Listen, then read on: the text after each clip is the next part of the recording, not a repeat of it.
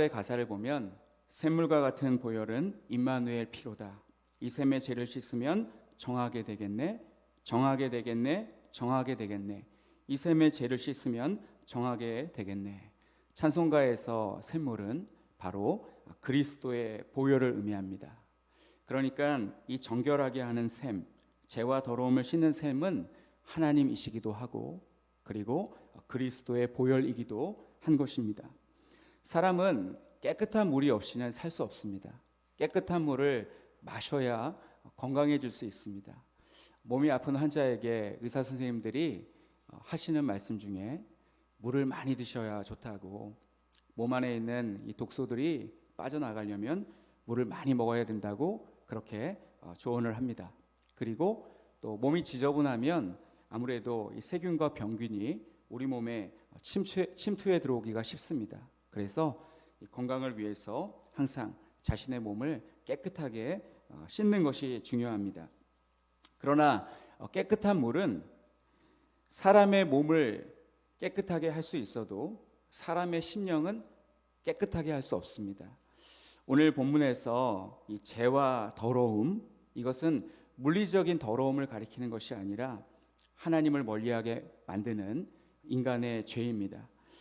사람의 심령을 진정으로 깨끗하게 하는 것, 이것은 예수님의 보혈밖에 없습니다. 예수님의 보혈로 정결케 된 사람은 죄와 더러움으로부터 깨끗하게 된 사람입니다.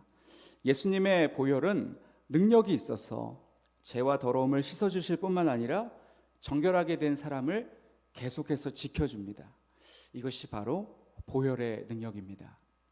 사랑하는 성도 여러분, 우리들에게 이 보혈의 능력이 나타나고 있습니까? 우리는 죄와 싸워서 승리하고 있습니까?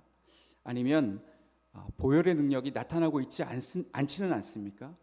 우리 자신을 잘 돌아보셔서 항상 우리 주님의 보혈의 능력이 우리의 삶 가운데 나타나도록 주님의 보혈을 계속 묵상하시고 그 보혈의 은혜 가운데 사시기를 바랍니다. 그러나 우리가 꼭 기억해야 할 것이 있습니다.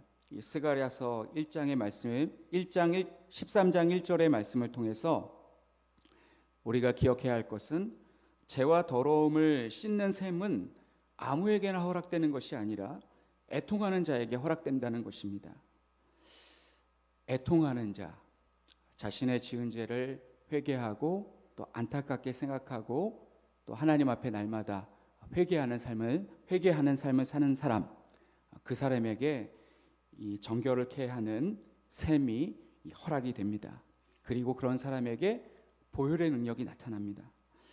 이것을 시적으로 표현하자면 애통하는 사람에게 이 정결케 하는 셈이 주어진다고 말씀을 드렸는데, 이것을 시적으로 표현하자면 애통하는 자의 눈에는 눈물이 나옵니다. 눈에 눈물이 나오는 사람, 그 사람에게 자기 죄를 자복하고 뉘우치며 애통하는 눈물을 흘리는 자에게 하나님은 죄와 더러움을 씻는 셈을 허락하십니다. 이와 같이 이 눈물과 오늘 본문에 이 정결하게 하는 셈, 같은 공통 분모가 있다는 것을 꼭 기억하시기 바랍니다. 처음 예수님을 마음에 모셔드렸을 때 모든 성도가 다 자신이 죄인인 것을 깨닫고 애통하며 슬퍼하며 새 사람이 됩니다. 그런데 시간이 지나면 지날수록 하나님의 은혜가 무뎌지고 나라는 존재가 자꾸 드러납니다.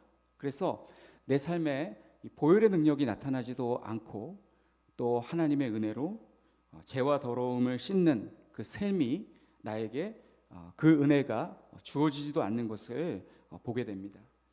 우리는 처음 우리가 예수님 믿었을 때처럼 지금도 계속해서 자신의 지은 죄 때문에, 자신이 잘못한 것 때문에 애통해하면서 하나님께 회개하는 삶을 살아가실 수 있기 바랍니다. 이 사람들 앞에서 당당하게 큰 소리 치는 사람은 돌아서서 자신의 죄를 하나님께 고백하며 슬피 울지 않습니다. 하나님께 잘하는 사람은 사람에게도 잘하고 사람에게 잘하는 사람은 하나님께도 잘합니다. 예를 들면 부모님을 잘 공경하는 사람이 하나님을 잘 공경하고, 하나님을 잘 공경하는 사람은 부모에게 잘합니다. 이런 경우는 없는 것 같습니다. 부모에게는 막 하는데 하나님은 잘 섬기는 사람은 없는 것 같습니다. 그래서 우리가 진정 내 죄를 깨닫고 고백하고 또 슬퍼하는 그러한 사람은 사람들 앞에서도 겸손할 수밖에 없습니다. 죄와 더러움을 씻는 셈은 자신의 죄 때문에 슬퍼하고 애통하며 눈물을 흘리는 자에게 열린다는 사실을 항상 기억하시기 바랍니다. 이제 2절부터 6절 말씀은 새로운 단락이라고 할 수 있겠습니다. 하나님께서 이렇게 2절에 말씀하십니다. 만군의 여호와가 말하노라 는 말씀으로 시작합니다. 하나님께서 2절 말씀에 우상의 이름을 끊으시고 거짓 선지자를 심판하신다라는 메시지를 주시고 있습니다. 두 가지를 분명하게 하겠다. 이 땅에서 우상의 이름을 끊어서 기억되지 못하게 할 것이며 거짓 선지자와 더러운 귀신을 이 땅에서 떠나게 할 것이라. 이 두 가지를 하나님께서 만군의 여호와의 이름으로 선포하고 있는 것을 볼 수 있습니다. 이 첫 번째 우상의 이름을 끊으신다. 구약 성경을 보면 우상이 많이 등장합니다. 금송아지 우상, 바알과 아세라, 목상, 몰렉, 민곤, 밀곰, 다곤 신상 등 나무, 돌, 금, 동, 철 등 여러 재료로 다양하게 만들어서 섬겼습니다. 오늘날 우리 그리스도인들은 이러한 우상들에게 크게 개의치 않고 살아가고 있습니다. 성도들 중에 하나님을 믿으면서 우상에게 절하고 소원을 비는 사람은 없습니다. 그래서 설교자들도 그것을 너무나 잘 알고 있기 때문에 이 우상 숭배를 하지 말라는 말씀을 눈에 보이는 형상에게 절하거나 소원을 빌지 마십시오라고 하기보다는 우상 숭배자들이 마음속에 가지고 있는 탐심, 골로새서 3장 5절에 탐심이 우상 숭배라고 했으니까 이 탐심에 맞추어서 설교를 하는 경우가 많습니다. 예를 들면 하나님보다 더 사랑하는 무엇인가가 있다면, 탐심을 가지고 있다면 그것이 곧 우상 숭배와 동일한 것입니다 라는 식으로 말씀을 전하고 있습니다. 물질로 만든 우상은 과거에 고대에 미개했던 사람들이 섬겼던 것을 여기고, 현대인들은 과학적인 사고를 하기 때문에 우상에게 절하지 않는다고 생각합니다. 그러나 21세기를 살아가는 오늘날에도 우리 주변에서 우상 숭배는 계속해서 일어나고 있습니다. 지금도 절에 가보면 절 안에 부처님이라고 불리는 불상 앞에서 수많은 사람들이 절하며 소원을 빌고 있습니다.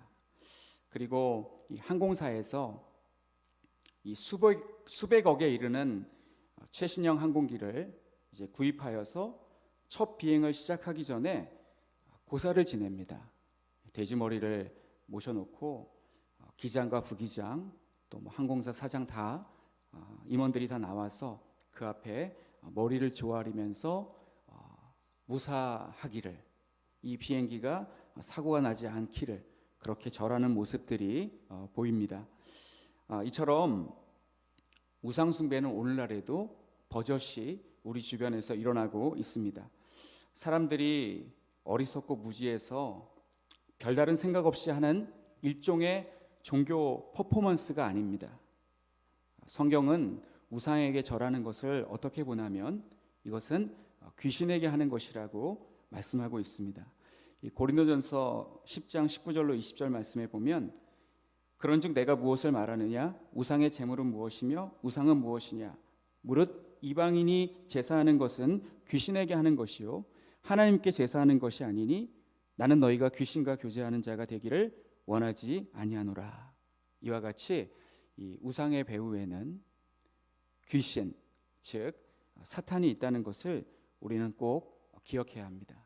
그래서 이 우상 숭배, 과거에 출애굽기 10계명에 나와 있는 이 말씀은 그때도 하나님께서 금하시는 것이고 오늘날도 여전히 하나님께서 기뻐하지 않는 매우 죄악된 그러한 행위입니다. 가끔 기독교인들이, 성도들이 이 불교권인 동남아시아에 놀러 가서 이 불상을 배경으로 사진 촬영을 하는 경우가 있습니다. 우리는 자유하기 때문에 복음 안에서 자유하기 때문에 불상이 아무것도 아니라고 믿기에 큰 문제가 없다고 생각하고 사진 촬영을 합니다. 그러나 혹시 우리 마음 가운데 우상을 배경으로 사진을 찍는 사람들 마음 가운데 그 우상을 흠모하는 마음이 그 속에 있지는 않는지 우리 스스로를 돌아봐야 합니다.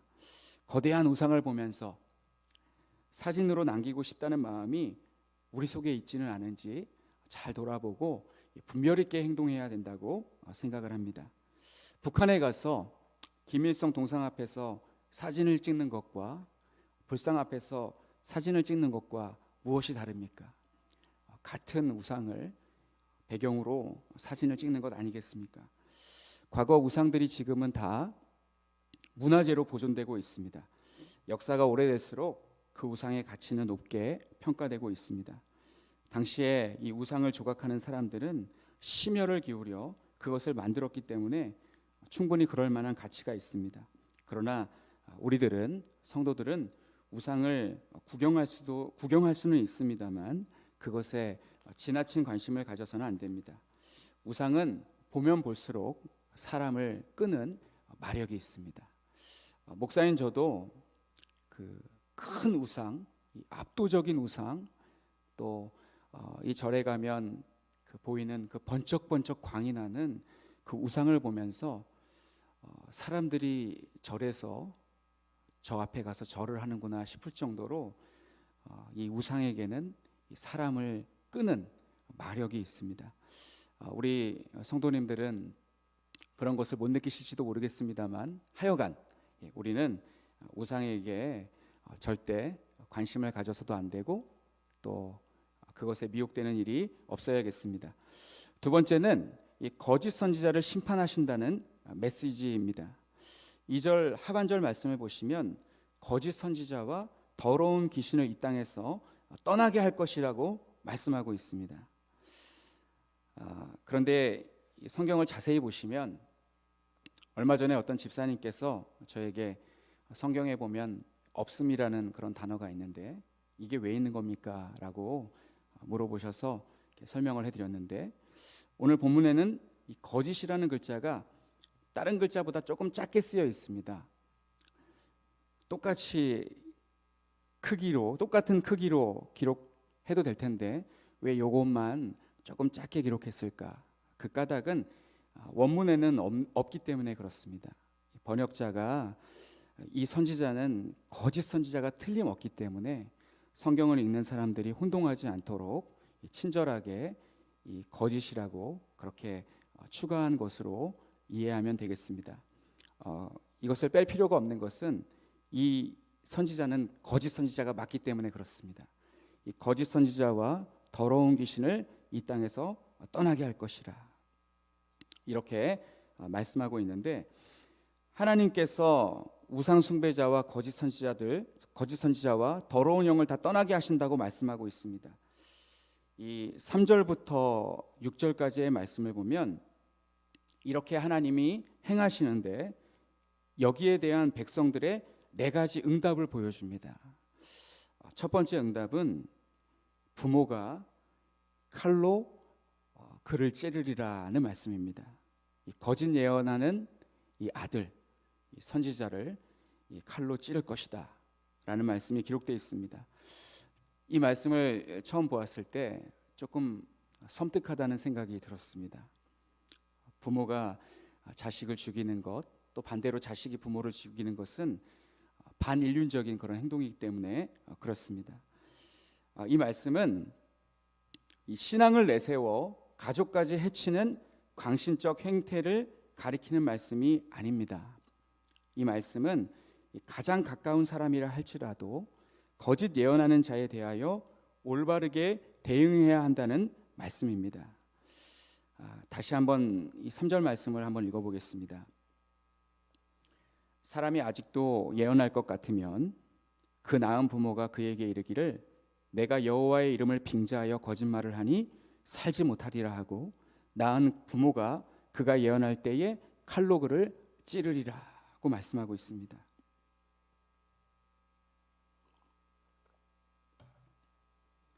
세상을 살다 보면 비극적인 소식을 듣게 됩니다. 세상 살면서 좋은 소식, 우리를 행복하게 해주는 그런 미담들, 그런 얘기만 듣고 살았으면 좋겠는데 때로는 너무나 충격적인 그러한 이야기를 우리가 들을 때도 있습니다. 사회에서 큰 범죄를 지은 사람들이 있습니다. 무슨 생각으로 그런 행동을 했는지 모르겠지만 정말 많은 사람들을 죽이고 해치는 그런 끔찍한 죄를 저지른 사람이 있습니다. 그 사람도 참 어찌 보면 안 됐지만 그 사람을 둔 부모의 마음은 어떻겠습니까? 부모의 마음은 얼마나 아프겠습니까? 그렇게 되리라고는 생각하지도 못했을 겁니다. 잘 키운다고 키웠는데 아이가 어떻게 이렇게 못된 것을 배워서 잘못된 것을 접해서 악한 아이가 되었을까? 수많은 사람들에게 그런 피해를 왜 주었을까? 그 사람이 죽인 사람뿐만 아니라 그 사람이 해친 사람뿐만 아니라 그 부모와 형제들 다 마음 아픈 그런 사건이지 않습니까? 이럴 경우에 이제 결국 이 범죄를 하다가 잡힙니다. 그리고 재판을 받게 되면 사형을 구형받게 됩니다. 그러면 이 정상적인 부모라면 아무리 자식이 사랑스러워도 그 자식이 범한 죄에 대한 대가를 받게 할 것입니다. 내 자식으로서는 도저히 용납되지 않는 일이지만 사회에 큰 해를 끼쳤고 또 수많은 피해자들이 있기 때문에 이 자식이 법에 따라서 처벌받는 것을 당연하게 생각을 할 수밖에 없을 것입니다. 성경에서 부모에게 악을 행한 아들을 죽이라는 명령은 부모가 먼저 그 악에 대하여 책임을 지고 대응하라는 촉구입니다. 신명기 21장 18절로 21절 말씀에 보면 사람에게 완악하고 패역한 아들이 있어 그의 아버지의 말이나 그 어머니의 말을 순종하지 아니하고 부모가 징계하여도 순종하지 아니하거든 그의 부모가 그를 끌고 성문에 이르러 그 성읍 장로들에게 나아가서 그 성읍 장로들에게 말하기를 우리의 이 자식은 완악하고 패역하여 우리 말을 듣지 아니하고 방탕하며 술에 잠긴 자라 하면 그 성읍의 모든 사람들이 그를 돌로 쳐 죽일지니 이같이 내가 너희 중에서 악을 제하라. 그리하면 온 이스라엘이 듣고 두려워하리라. 이렇게 우리가 이 말씀, 이 부모가 칼로 이 거짓 선지자인 아들을 찌른다라는 말씀을 이해하면 되겠습니다. 가장 가까운 친족이라도 절대로 용서치 않을 것이다. 용납하지 않을 것이다. 그러한 말씀으로 받아들이면 되겠습니다. 이 4절 말씀을 보면 이 그날에라는 말씀이 나옵니다. 이 그날에라는 말씀이 나오는데 1절에도 그날에라는 말씀이 있습니다. 이 말씀을 통해서 방금 제가 설명해 드린 이 3절의 말씀은 현재 지금 일어나고 있는 일이 아니라 장차 일어날 것을 예언하고 있는 말씀입니다. 하나님의 공의가 바로 서면 거짓 선지자가 그렇게 될 것이다 라는 말씀입니다. 이 부모라 할지라도 거짓 예언을 하는 자식을 용납하지 않는 세상이 오면 두 번째, 그날의 선지자들이 예언할 때에 그 환상을 갖기 부끄러워할 것이며 사람을 속이려고 털옷도 입지 아니할 것이다 라고 말씀하고 있습니다. 이 말씀은 거짓 예언자들이 백성을 미혹하는 환상을 드러내놓고 하지 못한다는 말씀입니다. 또한 아무도 속지 않기 때문에 백성을 속이려고 털옷도 입지 아니한다는 말씀입니다. 털옷하면 떠오르는 사람이 있습니다. 털이 많은 선지자 엘리야가 떠오르고 또 광야에서 낙타 털옷을 입고 있었던 세례 요한이 떠오릅니다. 따라서 이 털옷은 이 선지자를 상징하는 것인데 거짓 선지자들이 백성을 미혹하기 위해 털옷을 입고 다녔습니다. 오늘날 이단들도 자신을 포장하기 위해서 털옷을 입고 다닙니다. 매우 신령하게 보이기 위해서 그렇게 자신을 포장합니다. 어떤 이단들은 신비한 영적 체험을 내세웁니다. 신비한 영적 체험에 귀가 솔깃해지는 성도님들이 있습니다. 제가 그 전도사 시절 때 전도사 시절이라고 하니까 참 오래전 일인 것 같은데, 사실 전 목사 안수를 몇 년 전에 받았기 때문에 그리 옛날도 아닙니다. 몇 해 전에 전도사였을 때 저를 많이 도와주었던 우리 부장 권사님이 계셨습니다. 그 권사님은 참 좋으신 분이셨는데, 한 번은 같이 교인이 돌아가셔서 장례식장에 갔습니다. 근데 그 돌아가신 분의 아들 중에 한 분이 그 성락교회라는 곳을 다녔습니다. 성락교회는 저 구로동에 있는 그 이단입니다. 베레아라고도 부르는데, 거기는 이제 귀신론입니다. 사람이 병드는 것이 다 귀신에 의한 것이다라고 그렇게 가리키고, 여러 가지 엉뚱한 말을 많이 하는 이단입니다. 또 기적도 많이 일어나고요. 또 신비한 영적 체험도 거기 가면 많이 볼 수 있다고 합니다. 그곳 부목사가 와서 이제 예배를 인도하는 것을 보았는데, 목소리가 굉장히 그 허스키했습니다. 그 갈갈한 그 목소리, 이제 이것을 홀리보이스라고 하는데, 그분이 그런 목소리를 가지고 있었습니다. 기도를 얼마나 많이 했는지 쉰 목소리, 그런 목소리를 내면서 막 그 유족들을 위로하는 그런 기도를 막 했습니다. 저는 그 기도 소리가 듣기 거북했습니다. 저 사람이 성락교회에서 왔다라는 것도 마음이 내키지 않았고, 또 기도하는 음성도 그렇게 좋게 들리진 않았습니다. 그런데 이 권사님께서 너무 좋다고 하시는 겁니다. 너무 신령한 분이신 것 같고, 성령 충만한 것 같다고, 너무 매력적이라고 하시는 것을 제가 들었습니다. 그래서 다 그런 것은 아닙니다만, 이제 이것은 남성과 여성의 차이가 아닐까, 이런 생각도 해보았습니다.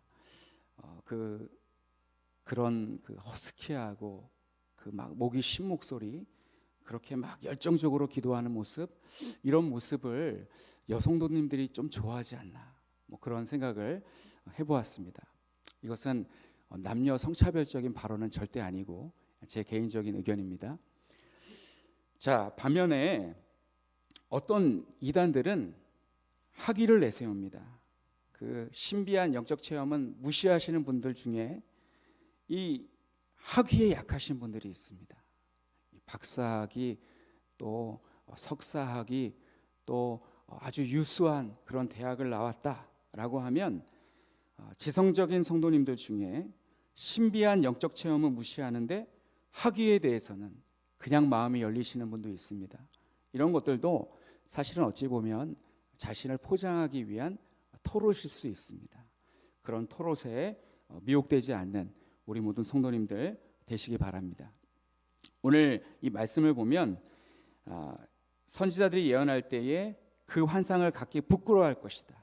아무도 듣지 않기 때문에 그런 말 하는 것 자체가 부끄럽고, 그리고 사람을 속이려고 터롭도 있지 않을 것이다 라고 말씀하고 있습니다. 그리고 세 번째는 그때의 선지자들이 뭐라고 말을 하냐면, 나는 선지자가 아니요 나는 농부라, 내가 어려서부터 사람의 종이 되었노라 할 것이요 라고 말씀합니다. 이 5절의 말씀은 아모스 7장 14절 말씀을 떠오르게 하는 말씀입니다. 아모스 7장 14, 15절 말씀을 보면, 아모스가 아마시아에게 대답하여 이르되 나는 선지자가 아니며 선지자의 아들도 아니라 나는 목자요 뽕나무를 재배하는 자로서 양떼를 따를 때에 여호와께서 나를 데려다가 여호와께서 내게 이르시기를 가서 내 백성 이스라엘에게 예언하라 하셨나니. 이렇게 아모스 선지자가 자신을 난 선지자가 아니라 나는 목자다, 나는 뽕나무를 재배하는 자다라고 말했습니다. 아모스 선지자는 목자였고 뽕나무를 재배하는 사람이었습니다. 그런데 그는 참 선지자였습니다. 하나님께서 그를 부르셨습니다. 그리고 예언하게 하셨습니다. 그래서 이 아모스는 참 선지자가 맞습니다.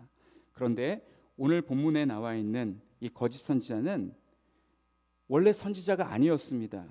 농부였는데 자기가 계시를 받았다고 갑자기 나타나서 헛된 말을 하고 다니는 그러한 선지자들입니다. 그래서 뭐라고 말을 하냐면, 나는 원래 있었던 곳 그곳으로 돌아가겠다, 원래 나는 농부였다 라고 하면서 돌아가는 그러한 말씀입니다.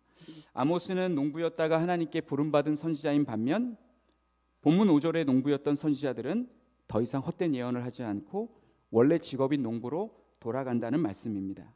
그리고 마지막으로 이 네 번째 6절에 나와 있는 이 두 팔 사이에 있는 상처는 무엇이냐? 어떤 사람이 그에게 묻기를 내 두 팔 사이에 있는 상처는 어찌 됨이냐? 라고 물으면 대답하기를 이는 나의 친구의 집에서 받은 상처라 하리라.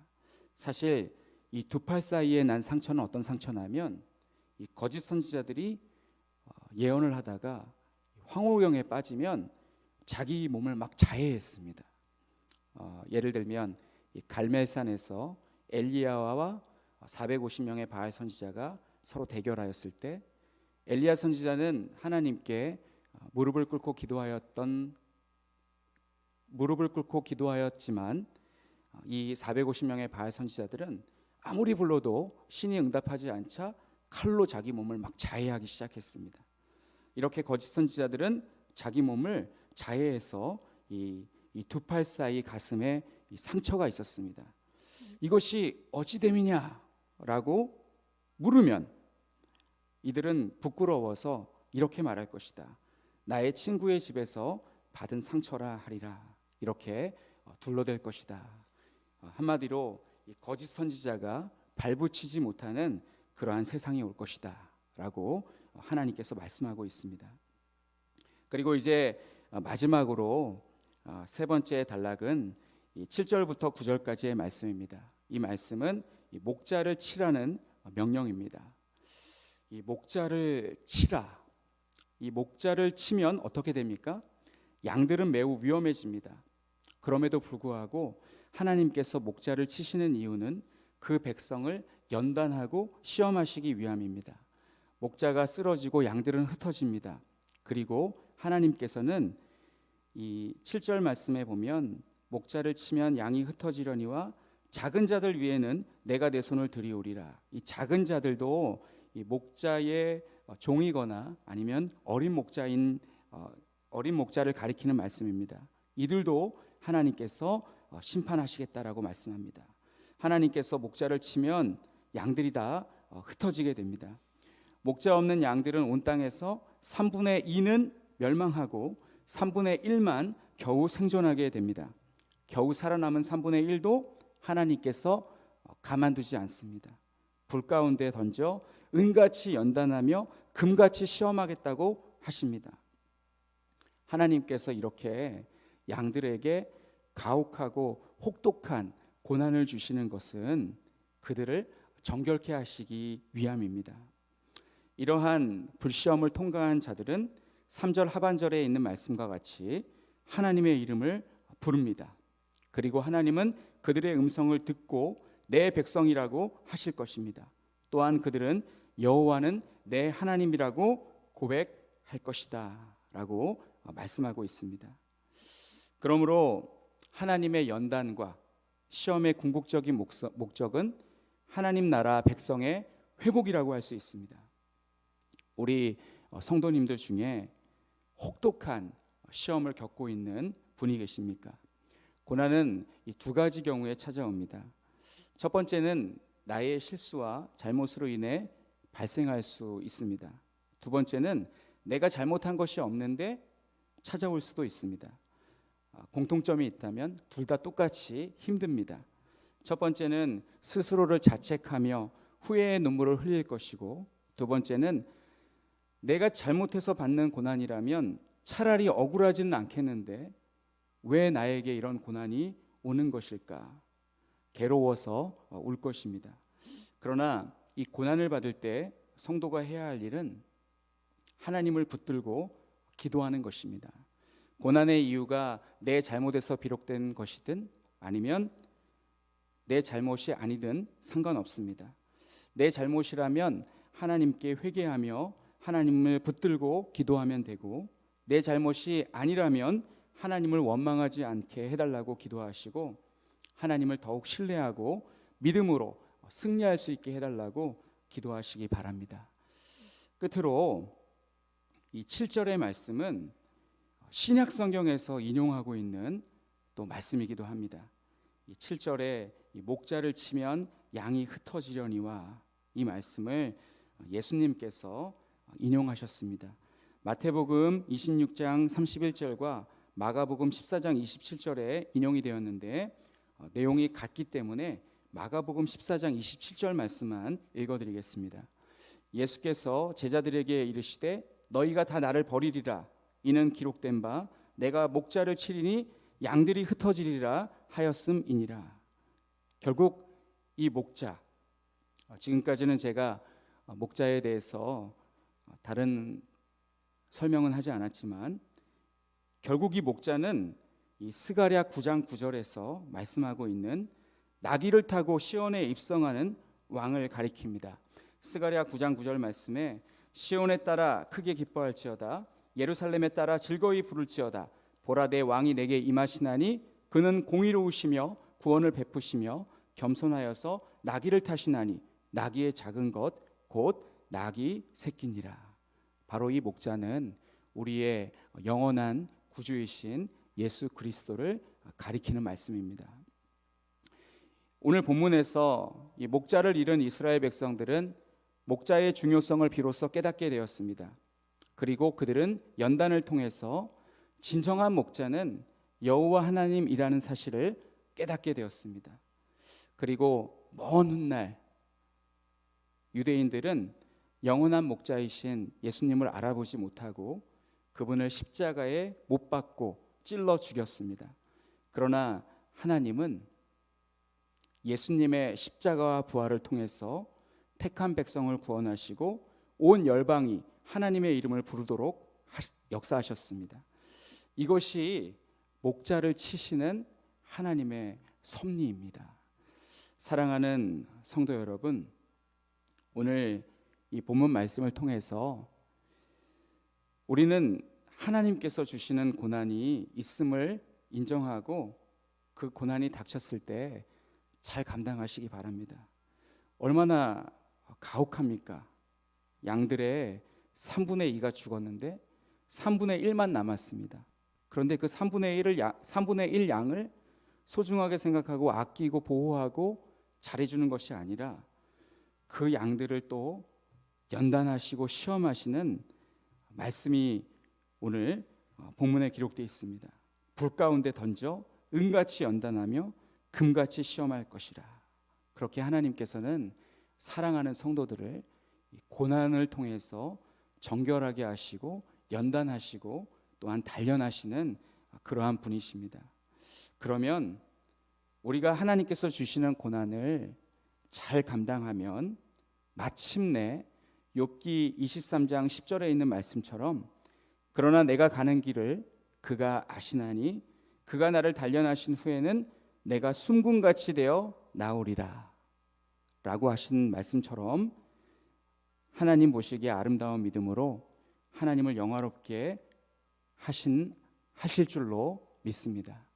그러한 귀한 하나님의 어린 양들 되시는 우리 모든 성도님들 되시기를 간절히 바랍니다.